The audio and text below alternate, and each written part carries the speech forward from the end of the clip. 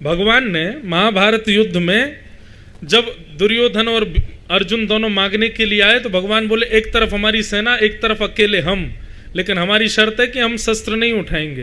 तो दुर्योधन ने सीधे कहा मुझे सेना दे दो। बिना शस्त्र के एक योद्धा को ले जाने से क्या फायदा? केवल आप खाने के लिए जा रहे हो क्या महाभारत युद्ध में, या दिन रात आरती करवाने जा रहे हो, सुख संपत्ति घर आवे जय जगदीश हरे? ठाकुर जी बोले भैया ये बात तो हमारी पक्की है, हम शस्त्र नहीं उठाएंगे।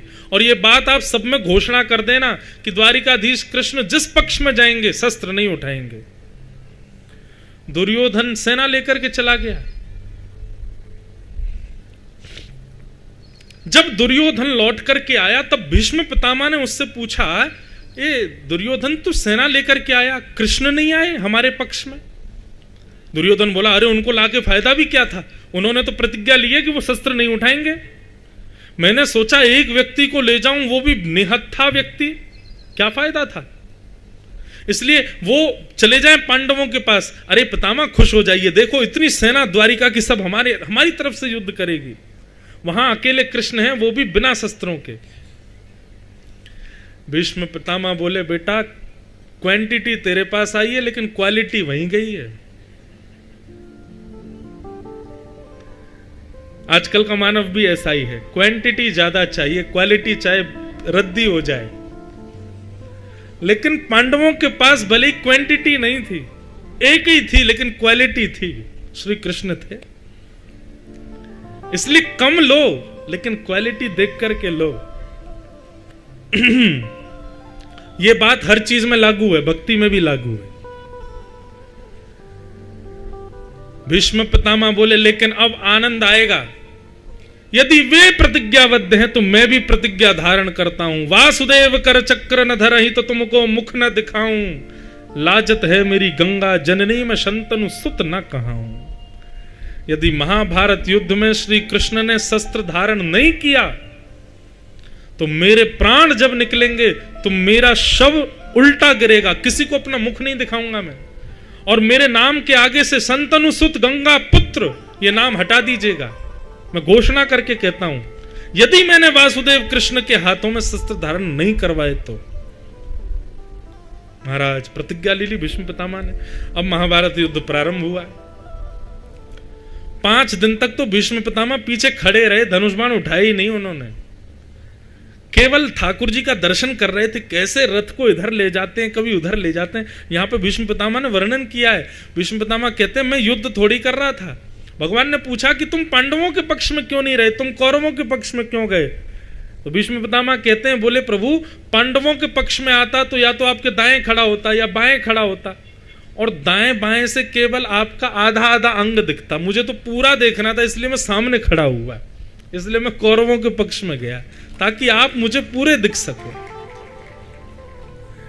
तो भीष्म पितामह युद्ध थोड़ी कर रहे हैं, वो तो केवल ठाकुर जी का रूप देख रहे थे, वो ठाकुर जी की चतुराई देख रहे थे। ये रथ कैसे दौड़ाते हैं, ये कैसे कोई धनुष बाण से बाण निकलता है, कैसे अर्जुन को बचा लेते हैं, ये सब देख रहे थे भीष्म पितामह। लेकिन 5 दिन के बाद जब कौरवों की सेना कम होने लगी तो दुर्योधन ने भीष्म पितामह से कहा प्रभु हमें तो ऐसा लगता है हमारा अन्न खाते हो लेकिन भला चाहते हो आप पांडवों का। भीष्म पितामह को यह बात सुन के क्रोध आ गया। बोले तूने ऐसा क्यों कहा? बोले 5 दिन हो गए आपने अभी तक धनुष नहीं उठाया अपना। भीष्म पितामह बोले कल से महाभारत युद्ध का नेतृत्व मैं करूंगा। और सुन ये बात तूने जो कही है ना, हमारा अन्न खाते हो भला चाहते हो उनका, तेरे को मरने का बहुत डर लग रहा है ना, तुझे ऐसा लगता है कि तू हार जाएगा, तू मर जाएगा। सुन मैं रात्रि को भजन करने बैठता हूं, अपने संपूर्ण जीवन के भजन बल को मैं देने को तैयार हूं। अर्धरात्रि में अपनी पत्नी को कहना आकर के मुझे प्रणाम करे, मैं दोनों बर्द हस्त रख करके अपने संपूर्ण जीवन का बल दे दूंगा, अखंड सौभाग्यवती भव का आशीर्वाद दे दूंगा। नहीं मरेगा तू, और किसी में सामर्थ्य नहीं, ब्रह्मा भी आकर के तुझे हरा नहीं सकते। दुर्योधन बोला मैं यही तो चाह रहा था, आप ऐसा कुछ करो। अब तो दुर्योधन इतना निष्फिक्र हो गया, उसको ये बात पता थी कि अब रात्रि में मेरी पत्नी को अखंड सौभाग्यवती का आशीर्वाद मिलेगा, और फिर तो चाहे मैं लेटे लेटे धनुष बाण चलाऊं फिर भी मरूंगा तो हूं नहीं। लेकिन बात चल रही थी भीष्म पितामह और दुर्योधन के बीच, लेकिन कान खड़े हो गए श्री कृष्ण के। बोले अच्छा, हमारे रहते हुए ये हो जाए, ये संभव नहीं है। रात्रि में ठाकुर जी को नींद नहीं आई और मन में सोचने लगे, भानुमति पहुंच के आशीर्वाद यदि उसने भीष्म पितामह का आशीर्वाद एक बार मिल गया तो भक्त के आगे मेरी हार है, मैं भगवान होकर के भी पांडवों को नहीं बचा पाऊंगा। फिर इतने में ही ठाकुर जी ने एक उधरी सी धोती पहनी, पुरानी सी बगलबंदी पहनी, सिर पर खूब सारा बड़ी सी स्वाफी बांध करके ऐसे ठोड़ी से भी बांध लिया, अपना रूप थोड़ा सा हुलिया बदल लिया, कानों में बड़े बड़े कुंडल डाल लिए, कड़ूला पहन करके और बाहें चढ़ा करके बिल्कुल ग्वारिया बन गए ठाकुर जी। और हाथ में ली लठिया, एक लालटेन लेकर के सीधे पहुंचे द्रौपदी के पास। सो रही थी द्रौपदी, उसका पैर का अंगूठा खींचा, बोले उठ जा जल्दी। द्रौपदी बोली कौन है? बोले मैं हूं कन्हैया। बोले इतनी रात को? बोले जल्दी चल मेरे साथ। बोले कहां? बोले ज्यादा पूछ मत, चल जल्दी मेरे साथ, और सुन घूंघट करके चल, बढ़िया अपना मुंह ढक ले। बोले जाना कहां है? बोले भानुमति आए उससे पहले भीष्म पितामह का आशीर्वाद लेना है तुझको, और एक बात याद रखियो, बस मुंह मत खोलियो अपना, कुछ कहें भी तो में ही उत्तर देना।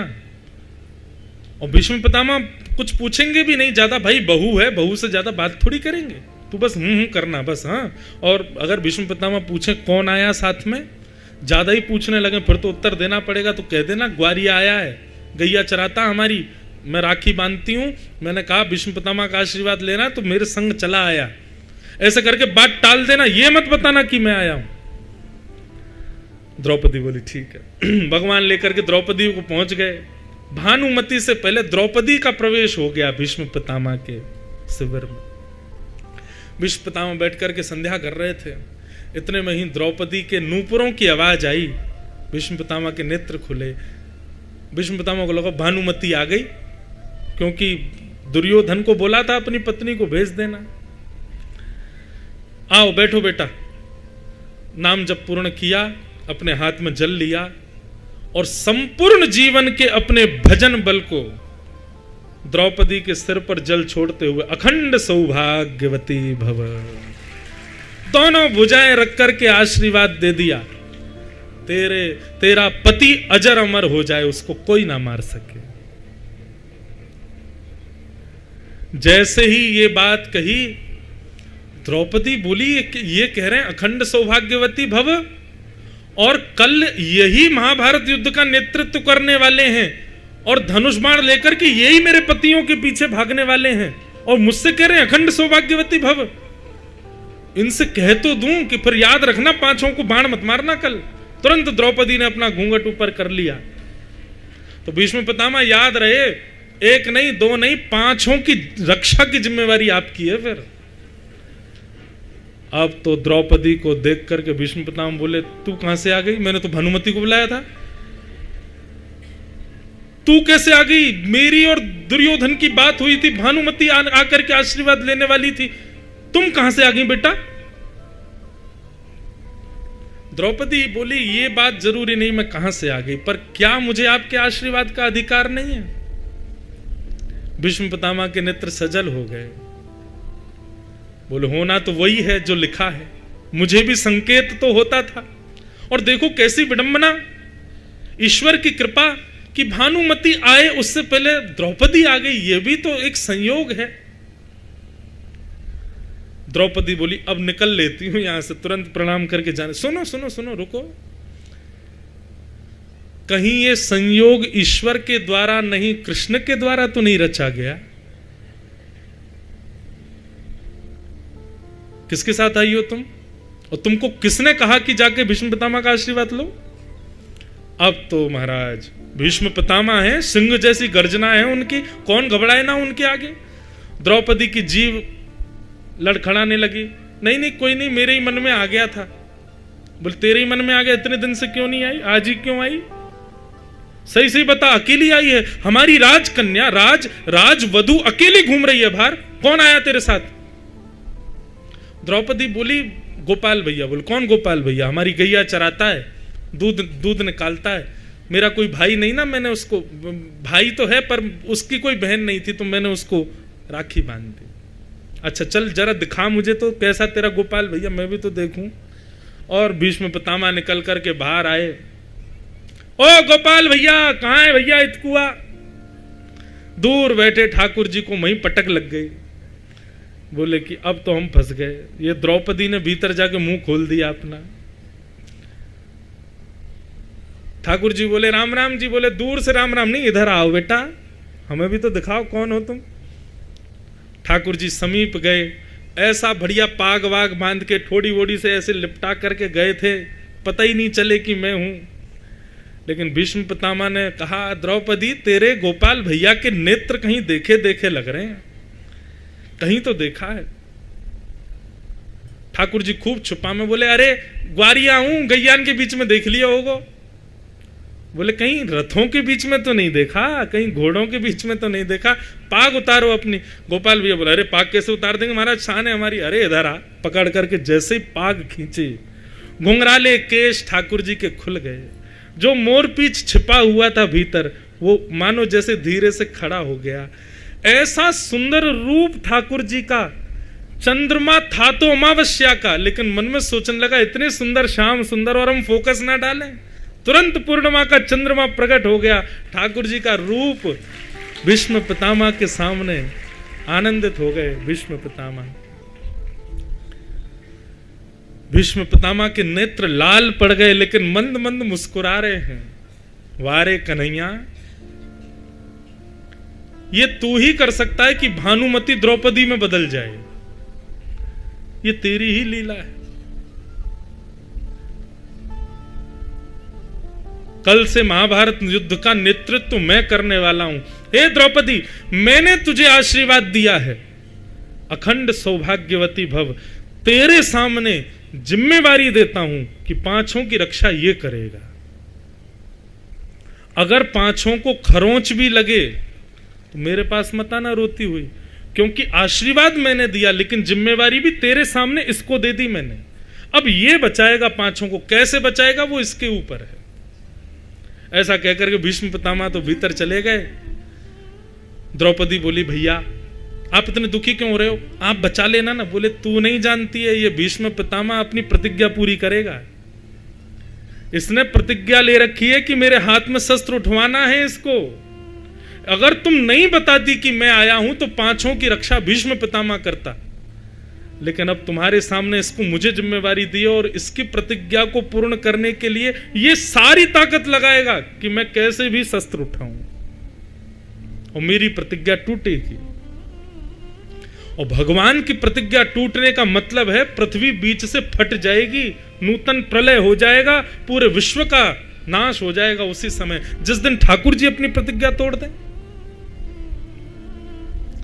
ठाकुर जी बेचारे सोच रहे थे चैन की नींद सोऊंगा, रात भर नींद नहीं आई, अब क्या करें।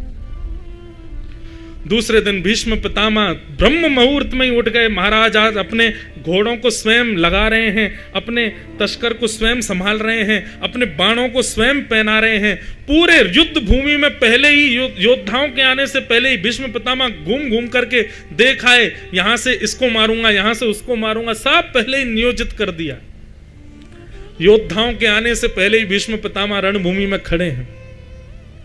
सूर्योदय होते ही जैसे ही युद्ध का नाद हुआ, पहला बाण प्रत्यंचा पर भीष्म पितामह ने चढ़ाया, आकाश की ओर करते हुए जैसे ही पांडवों की ओर छोड़ा, एक में से अनेक बाण निकले और 5 दिनों में जितनी सेना कौरवों की नष्ट हुई थी, एक बाण में भीष्म पितामह ने उतनी पांडवों की सेना खत्म कर दी। ये तो एक बाण था।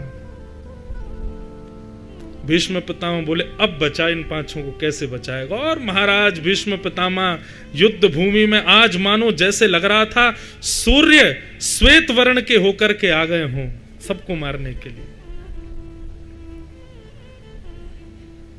आज ठाकुर जी घबरा रहे हैं युद्ध भूमि में। तभी भीष्म पितामह ने एक चक्रव्यूह बनाया और उस चक्रव्यूह में फंस गया अर्जुन का रथ। अर्जुन को केंद्र में लेकर के प्रत्यंचा बाण पर चढ़ा करके जैसे ही अर्जुन को केंद्र में लिया, भगवान सोचने लगे भीष्म पितामह का बाण है, जितनी द्रुत गति से मेरा रथ चलता है उतनी ही द्रुत गति से इनका बाण है। यदि ये लगा तो इतना समय भी नहीं मिलेगा कि मैं भगा सकूं रथ को। ठाकुर जी ने नेत्र बंद कर लिए, प्रतिज्ञा तोड़नी पड़ेगी। तभी देखा दूर टूटा हुआ रथ का चक्का पड़ा है, देख रहे हैं भीष्म पितामह की ओर। तुरंत ठाकुर जी कूदे हैं रथ से और जाकर के देख तो रहे थे भीष्म पितामह को, लेकिन जाकर के चक्का उठाया तो 2 बार तो हाथ में मानो धूल ही आई, मानो पृथ्वी भगवान की पत्नी ठाकुर जी को कह रही हो प्रतिज्ञा मत तोड़िए। लेकिन अर्जुन केंद्र में है, भक्त केंद्र में है, इसके लिए ठाकुर जी प्रतिज्ञा तोड़ने को तैयार हैं। तीसरे प्रयास में जैसे ही टूटा हुआ रथ का चक्का हाथ में आया, भगवान रथांग पाणे बन गए और जैसे ही दौड़े भीष्म पितामह की ओर, उस समय सारा युद्ध स्तब्ध हो गया। मानो ऐसा लग रहा था नृसिंह प्रकट हो गए हों और हिरण्यकश्यप के ऊपर प्रहार करने जा रहे हों। पृथ्वी डामाडोल होने लगी, आकाश में बादल गर्जना करने लगे, पृथ्वी पर नूतन प्रलय होने लगा, बस फटने ही वाली थी, क्योंकि ठाकुर जी ने हाथ में शस्त्र उठा लिया है। इतने में ठाकुर जी गतोत्तरीय, भगवान का उत्तरीय वस्त्र नीचे गिर गया, मानो पृथ्वी को शांत किया हो। प्रतिज्ञा तोड़ी है पर अपने लिए नहीं, भक्त के लिए तोड़ी है, इसलिए पृथ्वी शांत हो जाओ, प्रलय करने की आवश्यकता नहीं है। और रथ के चक्के को लेकर के बस फेंकने ही वाले थे भीष्म पितामह के ऊपर। भीष्म पितामह ने अपनी प्रत्यंचा को ढीला किया, धनुष बाण नीचे रख दिए और ताली बजाने लगे, वाह वाह वाह वाह वाह। अरे देखो देखो देखो देखो देखो, प्रतिज्ञाधारी खड़ा है सामने हमारे। मैं बिना शस्त्र के भूमि के भार को हरूंगा, मैं बिना शस्त्र के महाभारत युद्ध को लड़ूंगा। कहां गई तुम्हारी प्रतिज्ञा? आप कहो मैं शस्त्र बिन भूमि हरहूं सब भार। तू हमको क्षत्रिय नागिने, बोल ही वचन विचार। बताइए क्या कहेंगे अब आप? कहां गई आपकी प्रतिज्ञा? पूरा युद्ध शांत हो गया, सब देख रहे हैं ठाकुर जी को। ठाकुर जी ऐसे खड़े रथ का चक्का लेके। डार चक्र हरि हस पड़ो, दियो उत्तर ब्रजराज। ठाकुर जी ने रथ का चक्का दूर फेंका, मंद मंद मुस्काने लगे और उत्तर दे रहे हैं, आज तजी प्रतिज्ञा मोरी में तोरी प्रतिज्ञा काज। ए पितामह, तुमने वचन लिया था कि वासुदेव कृष्ण ने यदि शस्त्र नहीं उठाया तो तुम्हारी जब मृत्यु होगी तो तुम किसी को मुख ना दिखाते हुए गिरोगे। तुम भी जानते हो, मैं भी जानता हूं, असंख्य बाण तुम्हारे अंग पर लगने वाले हैं और जब असंख्य बाणों की सैया पर तुम नीचे की तरफ मुख करके गिरोगे तो तुम्हारी इच्छा मृत्यु जो है वो कैसे पूर्ण होगी कि अंतिम श्वास जब निकले तब ठाकुर जी का मैं दर्शन करूं। मेरा दर्शन करने के लिए तुम्हारा मुख ऊपर होना चाहिए और उसके लिए मुझे प्रतिज्ञा तोड़नी पड़ेगी। आज तजी प्रतिज्ञा मोरी में तोरी प्रतिज्ञा काज। लुट गए भीष्म पितामह। भीष्म पितामह आज कह रहे हैं, मैं आपकी स्तुति सीधा लेट करके गा रहा हूं ना, इसमें भी आपकी कृपा है ठाकुर जी। यदि आप नहीं चाहते, रथ का चक्का नहीं उठाते तो मेरा शव आज नीचे की ओर गिरा होता, मैं आपका अंतिम दर्शन नहीं कर पाता और मेरी इच्छा मृत्यु पूरी नहीं हो पाती। प्रबल प्रेम के पाले पढ़कर हरि को नियम बदलते देखा, अपना मान टले टल जाए पर भक्त का मान टलते देखा। लोग भले ही ये कह देंगे कि मैंने प्रतिज्ञा तोड़ी, पर भीष्म पितामह, तुमको मेरा अंतिम दर्शन, तुम्हारी अंतिम श्वास में मेरा दर्शन तुमको नहीं हो पाता यदि मैं अपनी प्रतिज्ञा नहीं तोड़ता तो। ये है, वहां भक्त की रक्षा भी कर ली, प्रतिज्ञा भी तोड़ दी और भीष्म पितामह को लुटा भी दिया। ले, भीष्म पितामह को ऐसा भी नहीं लगा कि देखो मैंने शस्त्र धारण करा, उसका मान भी तोड़ दिया। ऐसे वर्सेटाइल कैरेक्टर हैं हमारे श्री कृष्ण, एक ही क्रिया में सब कर देते हैं। भक्ति की रक्षा भी हो गई, प्रतिज्ञा भी तोड़ दी और भीष्म पितामह को अभिमान भी नहीं होने दिया। महाभारत युद्ध में एक क्षण के लिए तालियां बजने लगी ठाकुर जी के लिए, और फिर से सबने धनुष बाण उठाए, फिर लड़ने लगे, फिर युद्ध शुरू हो गया। ऐसे भीष्म पितामह आज ठाकुर जी के चरणों में वंदन करते हैं और ब्रज को याद करते हुए उत्तरायण के सूर्य जैसे ही हुए भीष्म पितामह के मुख से दिव्य ज्योति निकली और भगवान में जाकर के विलीन हो गई। बोलो भक्त वत्सल भगवान की।